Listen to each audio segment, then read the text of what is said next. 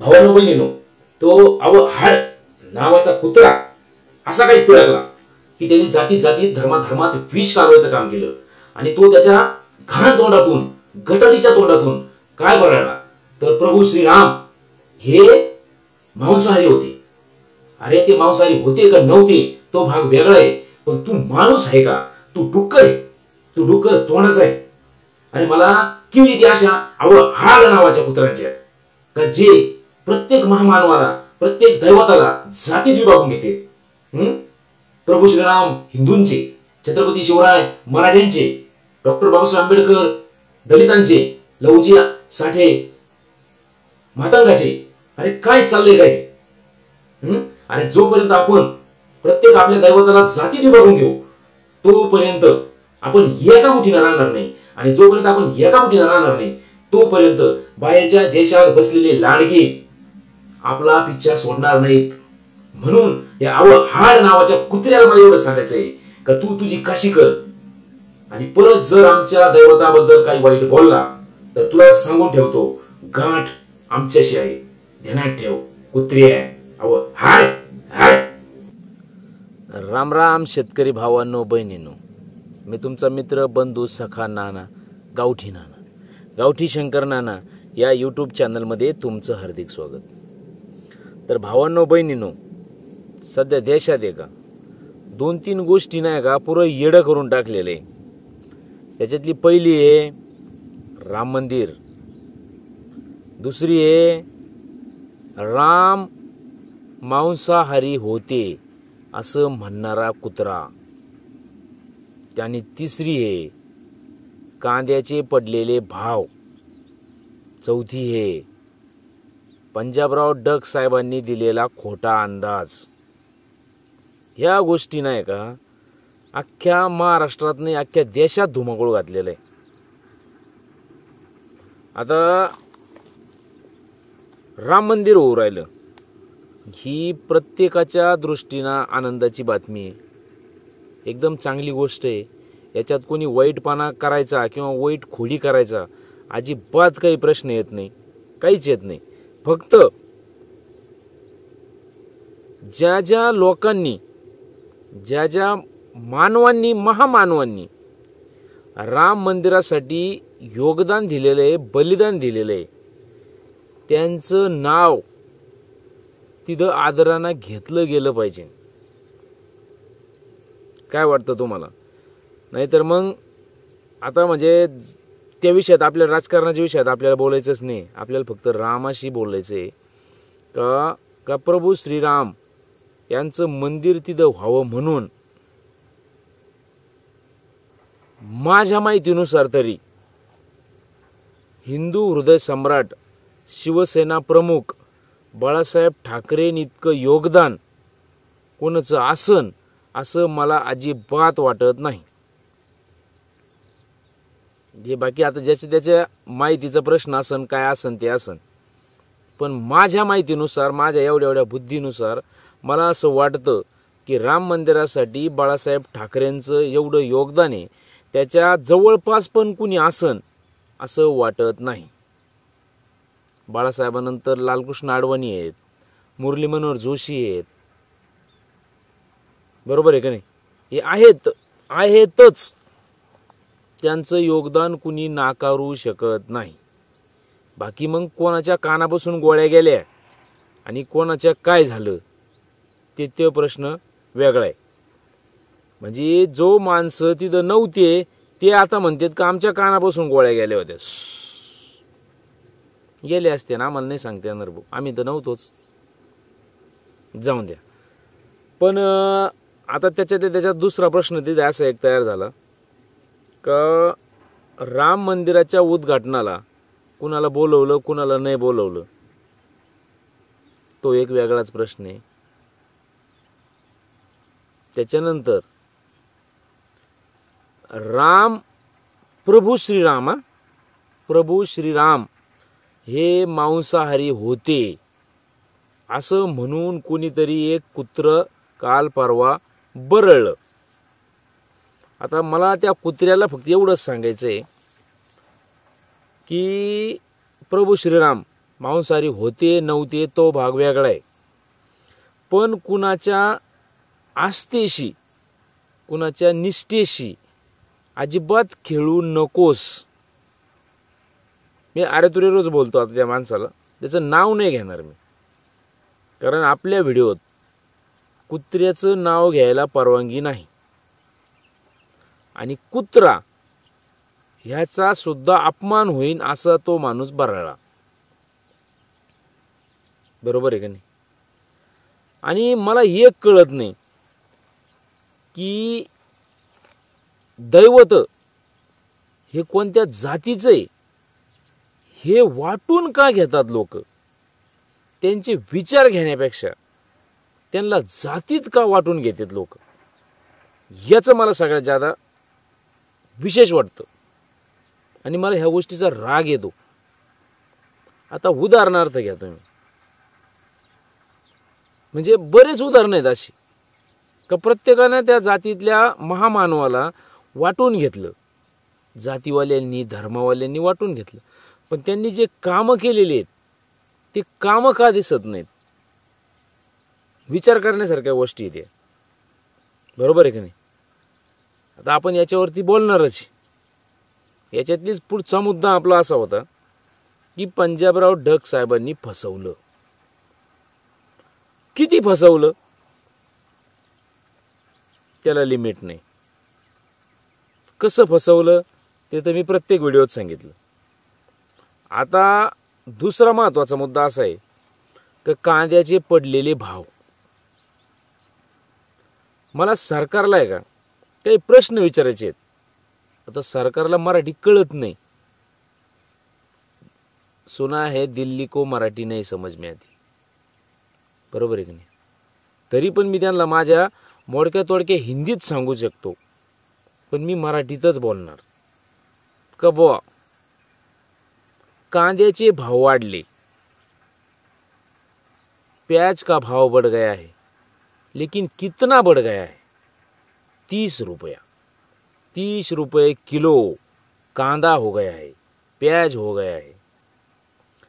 और मेरे ख्याल से 30 रुपये किलो, 30 रुपये कुछ बड़ी रकम नहीं है. और अगर 30 रुपये किलो बड़ी रकम होती तो सफरचंद 120 रुपये किलो में नहीं मिलता. मिलता कि 120 रुपये किलो में सफरचंद नहीं मिलता.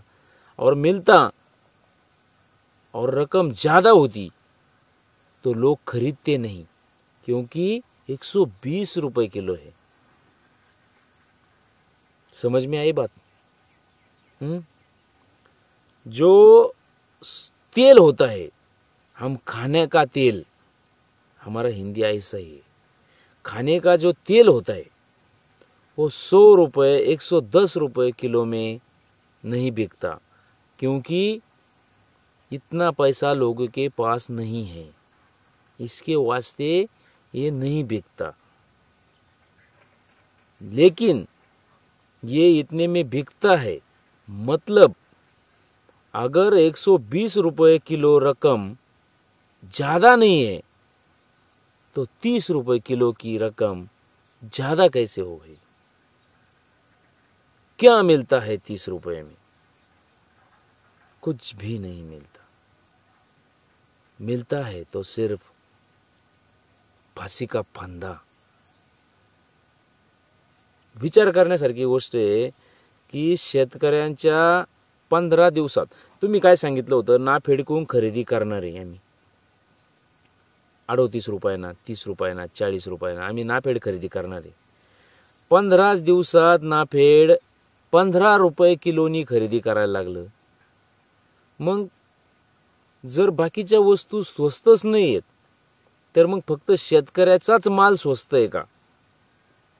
फक्त शेतकऱ्याच्याच वस्तू स्वस्त आहेत का? ही गोष्ट लय महत्वाची. बरोबर आहे का नाही? अहो तुम्ही लग्न कार्यात बुफे पद्धतीत हातात ताट घेऊन जेवता, पण प्रत्येक शेतकरी जर पाणी भरायला गेला ना वावरात तर तो हातात भाकर घेऊनच जेवतो. तुमच्याकडे स्टाईल आहे, आमच्याकडे गरज आहे. बरोबर आहे का नाही? असे आमचे दिवस आहेत. आमच्या दिवसावरती वाईट वेळ आलेली आहे आज. पण आम्हाला समजून घेणारं कुणीच नाही. लवकरात लवकर शेतकरी संपावर जाणार आहे. त्याला संपावर जाऊ देऊ नका. त्याची काळजी घ्या, शेतकरी जपा. नाहीतर काही दिवसानंतर तुम्हाला, जसं आज बऱ्याच ठिकाणी असं सांगावं लागतं का याला राखेलची चिमणी म्हणत होते, याला पीटर इंजिन म्हणत होते, याला विहिरीतून पाणी काढणारा मोठा म्हणत होते. तसं काही दिवसांना तुम्हाला सांगायची वेळ येईन का यांना शेतकरी म्हणत होते. कारण असंच जर घडत राहिलं तर शेती करायला कुणीच तयार होणार नाही. ही वस्तुस्थिती आहे. तुम्हाला पटो अगर न पटो, तुम्हाला पटावं म्हणून मी माझ्या तोडक्या मोडक्या हिंदीत तुम्हाला सांगायचा प्रयत्न केलाय. मायबाप सरकार, बरोबर आहे का नाही? तुमचं लक्ष कुणीकडे तेच कळत नाही. आता माझ्या माहितीनुसार तुमचं लक्ष फक्त 50 कोटी, चलो गुवाहाटी, काय झाडी, काय डोंगर, काय हॉटेल, सगळं कसं ओकेमध्ये. तुमचं सगळं ओकेमध्ये असं नो साहेब, आमचं नाही ना. आमची जी अवस्था आहे याला जबाबदार कोण कोण आहेत? आणि सगळेच आता विचार करा तुम्ही. व्यापारी शेतकऱ्याच्या जीवावर पोट भरतो, मालामाल झाला.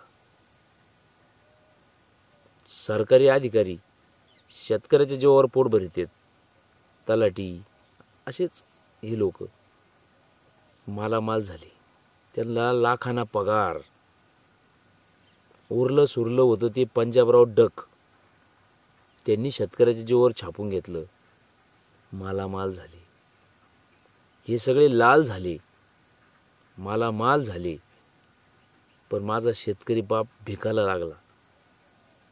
शेतकरी बापाला आत्महत्या करायची वेळ यायला लागली. एवढ्याच 15 दिवसात जवळपास 900 शेतकऱ्यांनी आत्महत्या केल्यात. कशासाठी केले? आमच्या दारात दररोज फायनान्सवाले साहेब येतात, बँकेचे अधिकारी येतात, खाजगी सावकार येतो. आणि आम्हाला प्रतिष्ठा असूनही आमच्या घरावरती चिठ्ठ्या चिटकून जातो, घराला कुलूप लावून जातो. आम्हाला काहीच वाटत नाही का हो? मायबाप सरकार, मायबाप नाही म्हणता येणार तुम्हाला. कारण जर तुम्ही आमची माय आणि बाप असते तर ह्या बळीराजाचा बळी दिला नसता. ही वस्तुस्थिती मी तुम्हाला सांगतो. तुम्हाला याच्यात किती पटतं नाही पटत ते राम जाणे, राम जाणे. बरोबर आहे की नाही? विचार करण्यासारख्या गोष्टी आहेत. भावांनो बहिणींनो, तो हाड नावाचा कुत्रा असा काही पिळकला की त्याने जाती जातीत धर्मात विष कालवायचं काम केलं. आणि तो त्याच्या घाण तोंडातून, गटरीच्या तोंडातून काय बराळला तर प्रभू श्रीराम हे मांसाहारी होते. अरे ते मांसाहारी होते का नव्हते तो भाग वेगळा आहे, पण तू माणूस आहे का? तू डुक्कर आहे, तू डुक्कर तोंडाचा आहे. अरे मला किव येते अशा हाड नावाच्या कुत्र्यांच्या का जे प्रत्येक महामानवाला, प्रत्येक दैवताला जातीत विभागून घेतात. प्रभू श्रीराम हिंदूंचे, छत्रपती शिवराय मराठ्यांचे, डॉक्टर बाबासाहेब आंबेडकर दलितांचे, लहुजी साठे मातंगाचे. अरे काय चाललंय काय? अरे जोपर्यंत आपण प्रत्येक आपल्या दैवताला जातीत विभागून घेऊ तोपर्यंत आपण एका मुठीनं राहणार नाही. आणि जोपर्यंत आपण एका मुठीनं राहणार नाही तोपर्यंत बाहेरच्या देशात बसलेले लांडगे आपला पिच्छा सोडणार नाहीत. म्हणून या हाड नावाच्या कुत्र्याला मला एवढं सांगायचंय का तू तुझी काशी कर, आणि परत जर आमच्या दैवताबद्दल काही वाईट बोलला तर तुला सांगून ठेवतो, गाठ आमच्याशी आहे, ध्यानात ठेव कुत्र्या. हाड हाड. बरोबर आहे की नाही भावांनो बहिणींनो? मी समजून सांगायचा प्रयत्न करतो, मी बोलतो, पण बऱ्याच जणांना माझं बोलणं कडू लागत. काय गरज होती ह्या हाड नावाच्या कुत्र्याला असं बोलायची? कोणाच्याही धार्मिक भावनेशी अजिबात खेळू नये. बरोबर आहे की नाही? काय गरज होती ह्या माणसाला असं बोलायची? बर, आजकाल एक फॅशन तयार झालेलं आहे, ह्या तोंडातून काही गरळ वाकायची, 2 दिवस त्याचं वातावरण पेटून द्यायचं आणि 4थ्या दिवशी माफी मागायची, संपला विषय. माग एकदा असाच तो श्रीपाद छिंदम नावाचा कुत्रा भाडू असाच बरळला होता छत्रपती शिवरायांबद्दल. त्याचं काय झालं का, तर तो ज्या राजकीय पार्टीशी संबंधित होता ना, ती राजकीय पार्टीची केंद्रात आणि राज्यात सत्ता होती, म्हणून त्याच्यावर काहीच नाही झालं. एवढे आंदोलनं झाले त्याच्यावर, काहीच नाही झालं. आता हे आव्हाड नावाचं कुत्रं बोंबललं, त्याच्यावर सुद्धा काहीच होणार नाही, कारण यांचे हात सत्तेत बसलेल्या आणि विरोधात असलेल्या राजकीय नेत्यांशी फार घट्ट मिळालेले राहतात. याचा राग फक्त आपल्याला येतो. जर आपल्या बापाबद्दल कोणी असं बोलत असन तर त्याला उचला आणि टाका ना जेलमध्ये, का त्याला काही कायदा नाही? बरोबर आहे की नाही? विचार करा तुम्ही. आपल्या धार्मिक भावनेशी हा कुत्रा बोलला, खेळला, तरीही आपल्याला राग येत नाही, कारण आपण शंड झालेलो आहोत. शंड. माझं तर प्रामाणिक मत असे की ह्या माणसाला डायरेक्ट उचलून जेलमध्ये टाका, नाही तर याला रायगडच्या टकमक टोकावर नेऊन याचा कडेलोट करा. आणि माझी सगळ्यांना नम्र विनंती आहे की कुणीही जाती जाती वाटून घेऊ नका. आपण भारतीय म्हणून एकत्र राहू, आणि कोणत्याही माणसाने दुसऱ्या जातीतल्या लोकांना नावं ठेवू नका. परत कोणत्याही धर्माच्या लोकांनी दुसऱ्या धर्माच्या लोकांना नावं ठेवू नका. कारण सांगतो तुम्हाला मी. उदाहरणार्थ, मी मराठा आहे, मला अभिमान आहे मी मराठा असल्याचा, पण समोर जी जातीतली माणसं आहेत त्यांना पण त्यांच्या जातीचा अभिमानच आहेत का नाही?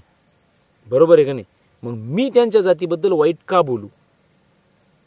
ते माझ्या जातीबद्दल वाईट का बोलतील? सरळ सरळ आहे.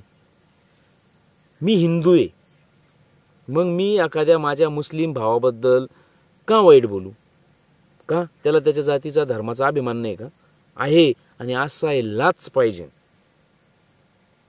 बरोबर आहे की नाही? प्रत्येकाला आपल्या जातीचा धर्माचा अभिमान आहे. मग आपण आपली पातळी सोडून दुसऱ्या जाती धर्माबद्दल जर बोलायला गेलो तर तो पुढचा सुद्धा त्याच्या धर्माबद्दल अभिमान ठेवून आपल्यावर गुरकणारच आहे ना. मग आपणच आपली पातळी आधी सोडायची नाही, म्हणजे पुढचं आपल्याला काही बोलत नाही. बरोबर आहे की नाही? तेव्हा ज्या पक्षाचा हे हाड नावाचं कुत्रे, त्या पक्षाच्या नेत्यांना माझी नम्र विनंती आहे का तुम्ही अशा वाचाळ वीरांना आवरा, नाहीतर संपायला वेळ लागणार नाही. बरोबर आहे की नाही? असे कुत्रे पिसळले का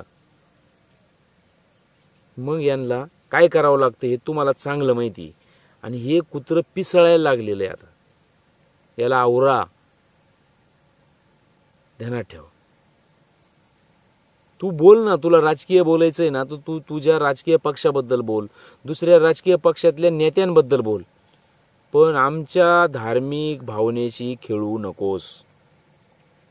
याचा जर स्फोट झाला तर तू जळून जाशील राजकीय. बरोबर आहे की नाही भावांनो बहिणींनो? तर मी आज एवढे मुद्दे मांडले, याच्याबद्दल तुम्हाला काय काय वाटतं हे नक्की व्हिडिओला कमेंट करून सांगा. व्हिडिओ आवडला तर लाईक करा, नवीन असले तर सबस्क्राईब करा, कमेंट करायला विसरू नका. सगळ्यांना जय जवान, जय किसान, जय शिवराय, जय श्रीराम.